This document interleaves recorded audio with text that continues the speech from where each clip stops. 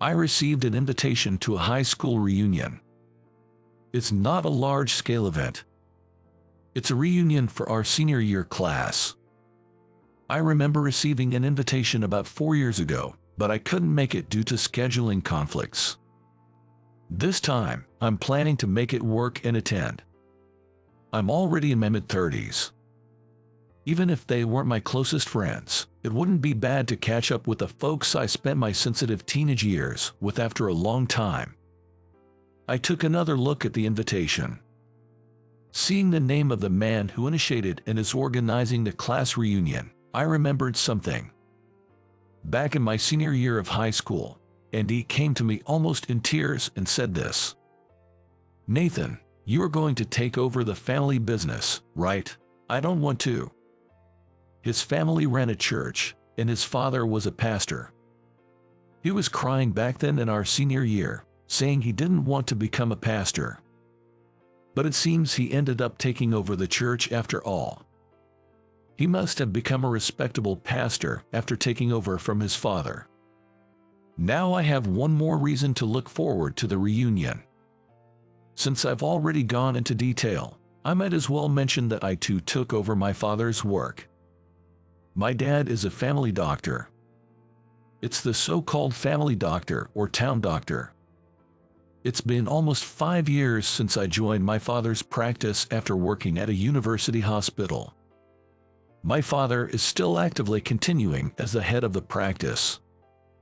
Old-time patients have always referred to my father as Dr. Senior Thompson and to me as Dr. Junior Thompson. About 30 people attended the reunion. Some had changed so much that I couldn't immediately recognize them, while others looked just as they did back in the day. Among them, Elizabeth caught my eye. In high school, she had a mature aura, yet when she laughed, her dimples made her the adorable Madonna of our class. Now, she seemed even more charming, possessing a youthfulness that could pass for someone in their 20s. "Nathan, it's been so long. I've wanted to see you." She initiated the conversation. Her saying she wanted to see me made my heart skip a beat. Seeing her smile directed at me gave me a jolt of excitement. It's an honor to be remembered, you know. We weren't that close in high school.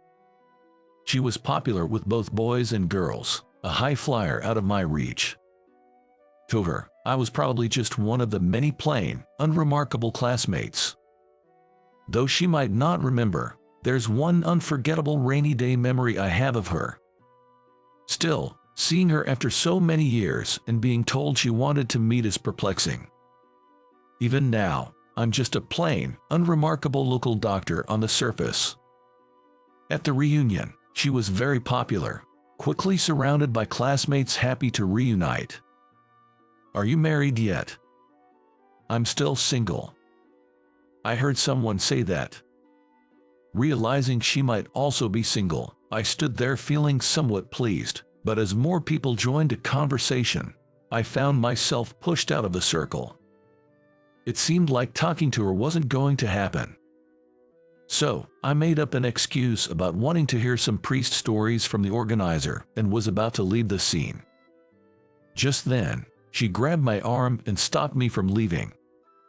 "Nathan, it doesn't look like we'll have much time to talk today. Can we meet up soon? Just the two of us." "Just the two of us, I mean, sure." We hurriedly exchanged phone numbers.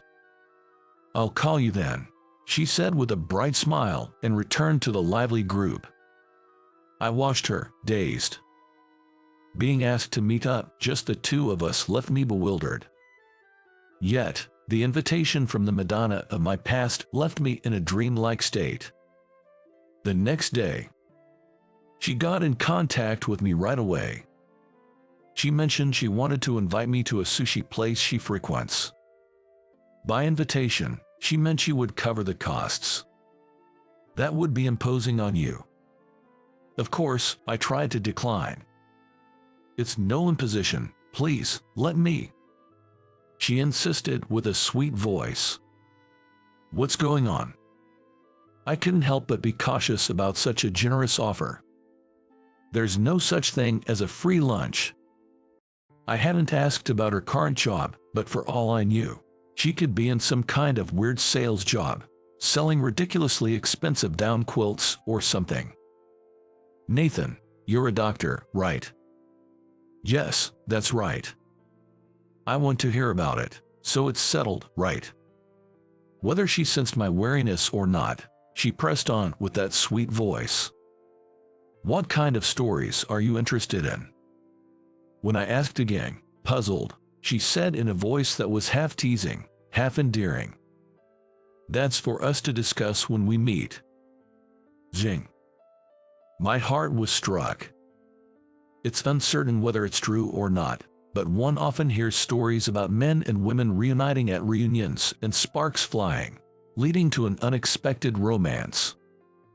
In that regard, there's no problem for me as I'm single and have no significant other. She said she wasn't married either. With these thoughts and filled with anticipation, I happily made my way to the sushi restaurant we agreed on. It had a modern design, resembling an upscale bar. Upon giving my name, I was escorted to a private room. She was already there, waiting for me. "Thank you for coming all this way today," she said, formally greeting me. Something about her demeanor felt off. "You must be busy, being a doctor and all." "Well, somewhat, yeah." She watched me sit down with a smile on her face. But her smile seemed more like a professional courtesy, somewhat distant. "Something feels off," I thought to myself. She rapidly fired questions at me, feeling increasingly uneasy about the clinic hours, days off, and my usual routine, among other daily activities. Indeed, she had mentioned over the phone that she wanted to hear about my life as a doctor. It didn't seem like she was trying to sell me a luxury down quilts, but still. "What's this about? Are you researching the lifestyle of a town doctor like me?" When I couldn't hold back and asked, she seemed to freeze up, tensing all over. "Is something wrong?" As I spoke, she slapped her forehead with the palm of her right hand. Then, she hastily pulled a business card from her bag, readjusted herself in her seat with a rustle, and presented the card to me with both hands. "I'm so sorry. I mistakenly thought I had already introduced myself at the reunion." I took her business card and glanced at it. She was a talent manager at an entertainment agency. She explained the situation with an apologetic tone. She managed a male talent in his late 20s. "He's got good looks and a nice personality. Kind of reminds me of you, Nathan." She flattered me as she began her story. The male talent wanted to focus mainly on acting in the entertainment industry. However, he had not been fortunate with the roles he received and had been somewhat lacking as an actor. Then, suddenly, he landed a leading role in a television drama. The role is of a young, handsome town doctor. That's why you were the first person who came to my mind. More compliment. In short, she wanted to conduct research for the talent's role preparation, and just then, the invitation to our class reunion arrived. As soon as she saw me, she blurted out how she wanted to meet me. Unbeknownst to me, I got carried away on my own. This was the gist of her story, but her flattery felt like a sales pitch at times. However, I figured she was just trying not to upset me and let it slide. After all, she was just doing her job by approaching me. It was foolish of me to harbor any faint hopes. As I listened to her story, a question formed in my mind. It was about the TV drama where the talent she manages was cast in a leading role. Could it be? I'm so bad at this. I acted as if I had already told you about this and ended up asking all those impolite questions up front. After she finished explaining, she lightly tapped her head. Watching her do that, I found her slightly clumsy side rather endearing. And so, I decided to clarify my suspicion about the TV drama she mentioned her talent was starring in. "So, what's this TV drama about?" I asked casually, and she replied, "It's a late-night series. Kind of a lighthearted mystery, I guess. Each episode is self-contained, spanning across 8 episodes in total. Each one lasts for 45 minutes. Each episode involved the young town doctor protagonist uncovering the mystery behind incidents occurring at a certain high school. There was no longer any doubt in my mind. There's an original work for it, right? I pretended to ask innocently. Yes, there is. It's a light novel genre. I wouldn't expect you to know about it, Nathan, since it's probably not your thing. If it was a light novel, then it was almost certainly the one I wrote. It turned out just as I had expected. I couldn't help but let a smile slip out. Then she took the original book out of her bag and held it up to me, saying, "The author, you see, has just recently made their debut." This newcomer novelist, who burst onto the light novel scene like a comet, was shrouded in mystery, with no public photos, age, or even gender disclosed. But I knew the true identity. It was me, inheriting my father's practice and working as a town doctor. The job of a doctor often involves long hours. Holidays are few and far between. Even outside of working hours, I can't relax because I might have to respond to emergencies or sudden changes in a patient's condition. There are also conferences and study groups to attend. But even doctors are human. Everyone is different. Some drink, some go out at night. In my case, my hobby during breaks was primarily munching on snack foods while reading. And it was always mystery novels. Being a private practitioner, as opposed to a hospital doctor, does allow for some flexibility in setting my own hours and taking days off, somewhat easing the long hours. Especially in my case, having my father around gave me significantly more free time than when I was working in a hospital. It was right after I switched from being a hospital doctor to join my father's clinic. I happened to read a mystery novel set in a medical environment. However, its plot was so far-fetched that I stopped reading midway. At the same time, I thought to myself, if something like this can be published, then I can write one too. The publisher of that book was holding a competition to discover new authors. With my newfound free time, I decided to take on the challenge of writing a mystery novel featuring a town doctor as the detective. I submitted my finished work to the competition. It didn't even get selected. However, later on, one of the judges from that competition, an editor, reached out to me.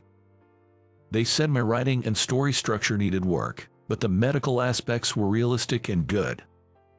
They also found the setting of the main character as a town doctor interesting. Given that, I was invited by the editor to try my hand at a light novel he was planning. The idea was to use the town doctor from a story I had written as the detective in a high school mystery he was devising. The plan was to publish one story in a monthly magazine to gauge reader response, so over 6 months, I completed a work of about 80,000 words.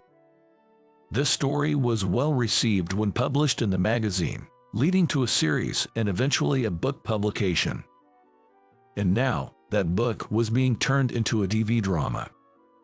The show is a comedy with no gruesome incidents, where the recurring highlight is the protagonist, a town doctor, dramatically revealing a culprit with a "was you" moment. However, this is always interrupted by a call from an elderly patient, a childhood friend, asking for help with her unending diarrhea. As I absent-mindedly reflected on how I ended up juggling roles as both a town doctor and a novelist, she said, "That's why I'd like to hear more stories from you." "Sure, I can't promise I'll be of much help, though," I answered, pretending to be unaware. Maybe this was the moment to reveal that I was the mystery author behind the drama. However, I had kept the identity of the author hidden from the public and had missed the timing to reveal it in the conversation. Moreover, compared to the renowned author Mr. Thompson, she should find it easier to reach out to the town doctor, who was her high school classmate. Who knows, with these meetings, trust might grow and turn into something more, right? I calmed my racing heart. I'm a doctor, after all. It's not uncommon for novels and comics to be adapted into movies or TV shows. Of course, the author's consent is necessary for such adaptations. The publishing company approached me about the drama adaptation. I was also shown a project proposal for the drama. In my book, I set the historical background to the time when I was in high school, but now it's been updated to the present. New elements, not found in the original, such as a young female teacher, have been introduced to add a romantic storyline with the protagonist, a town doctor. These were among the suggested changes. Whether novelists or manga artists, creators often have a deep attachment to their work and a unique worldview. That's why I've heard that some authors can be quite vocal and demanding when it comes to adaptations. However, being a newcomer, I believed that printed words and visuals are inherently different. So, as long as the drama didn't completely deviate from the essence of my book, I was open to letting them do as they pleased. The drama script was sent to me, but I merely skimmed through it without giving it much thought. Little did I know, I would end up getting involved like this. A week later, she reached out, wanting to give me an update. In return for the last time we went out for sushi, I met up with her under the condition that it would be my treat at a place I knew. Sorry for choosing a place like this, even though I said it was my treat. I took her to a local Chinese restaurant near my clinic. It was my favorite spot for lunch, but it was my first time there at night. It has a nice, old-fashioned vibe, doesn't it? Contrary to her words, the look on her face as she scanned the restaurant clearly showed her bewilderment. I guarantee you'll like the taste. I casually ordered a couple of drinks and a few dishes for us. The drama was still in the pre-filming stage, doing script readings and costume fittings. When I asked if things were going smoothly, she replied, "Well, it's going smoothly, but," indicating there was a discrepancy between the protagonist she had envisioned and the reality. The protagonist in the original is more straightforward and simple-minded, you know. She pondered over this as she started with the spicy Chinese-style cucumber dish. "Oh, this is good." She then reached for the bamboo shoots and roast pork on the table, repeating her praises with each bite. That part wasn't really changed in the script, was it? At my words, she looked up, puzzled. I let it slip. Now it's obvious that I've been reading the script. Well, I mean, that was a question. Isn't it like the original? Well, yes, but whether it was the talent she managed not getting the character right, or the director's guidance, she was clearly not satisfied. Stir-fried greens, wood ear mushrooms with eggs, and sweet and sour pork. We finished the meal with a mixed fried rice and left the restaurant. Thank you, it was delicious. It turned out to be just a regular dinner, didn't it? I remarked, but she shook her head. Talking to you, Nathan, I somehow feel better, thanks. A few days later, she contacted me to say that the filming had finally started. She was also present at the set. Though it was just the beginning and the final product was uncertain, she sighed, feeling that it still differed from her vision. But isn't it common for the protagonist to differ from the original in adaptations? While I'm not much of a drama buff, I am aware that it's not unusual for people to criticize casting decisions as being unsuitable or miscast. It's not just the protagonist, it's the overall tone. I wish it had more of the nostalgic feel like in the original. Her mention of nostalgic took me by surprise. I hadn't intended to infuse my book with nostalgia. However, I did reminisce about my high school days while writing. Perhaps she, having spent the same years at the same school, felt a connection and sensed nostalgia. But the setting of the drama is in the present, after all. Yeah, that's true, But how did you know? Once again, I had let something slip.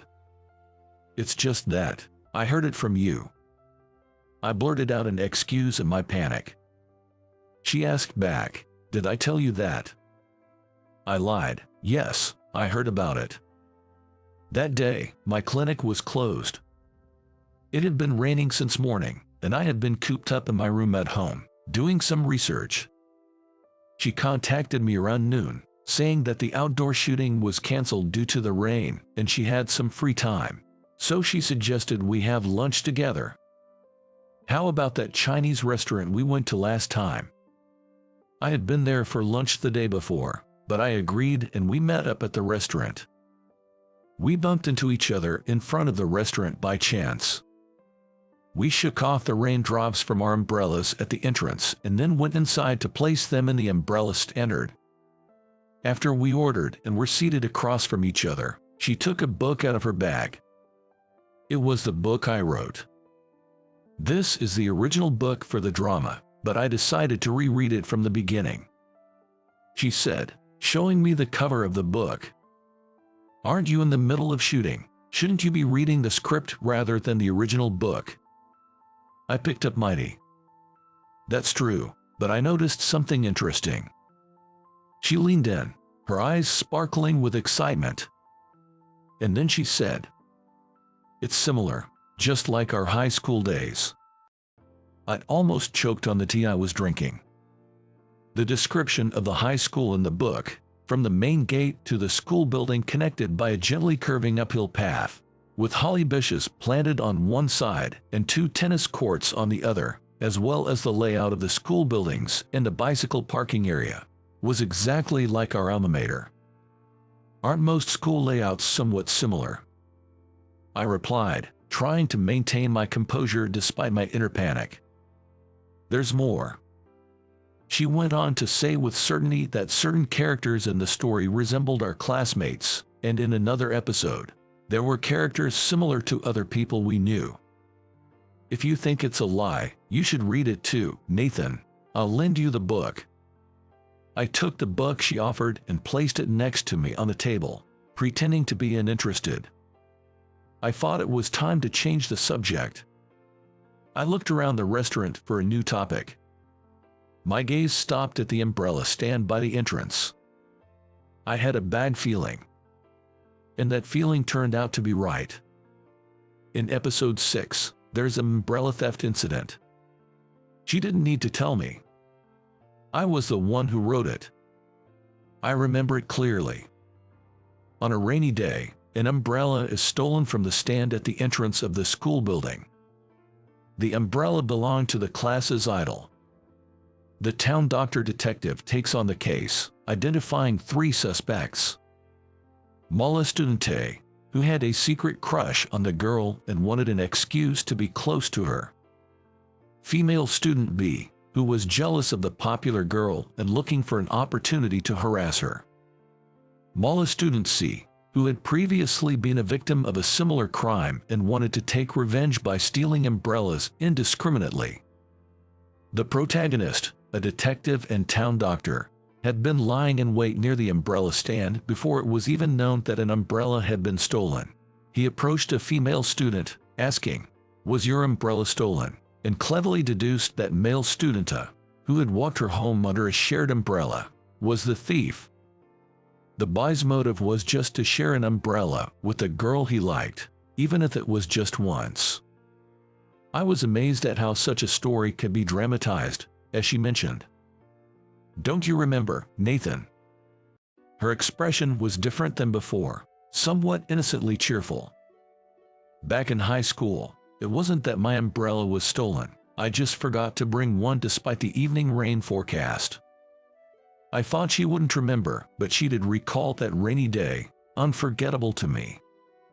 I got held up doing something and ended up staying late. By then, everyone else from class had gone home, and it just so happened that only you were still around. I had fallen asleep in the library. When I woke up and went downstairs to leave, I found her stranded, unable to go home, staring at the pouring rain. I took my umbrella from the stand and offered to share it with her, who seemed at a loss. "Is it okay?" she asked. And so, she and I shared an umbrella. Of course, the situation is entirely different from this book, but the description of the two of us sharing an umbrella, she said, peeking into my face. With a faint smile, she seemed to say with her eyes that she saw right through me. I admitted defeat. I give up. Yes, it's me. I'm indeed the author behind this book. I knew it. From that day on, we stayed in touch frequently, regardless of her work, and found time to meet whenever we could. You often hear stories about men and women reuniting at reunions and suddenly falling into a forbidden love. I always wondered if those stories were true or not, but it seems they might not be entirely unfounded. Though, in our case, it wasn't a forbidden but a rightful love. We need to buy a bigger one, don't we? I said, pulling her closer by the shoulder. This umbrella was too small for the two of us to fit under.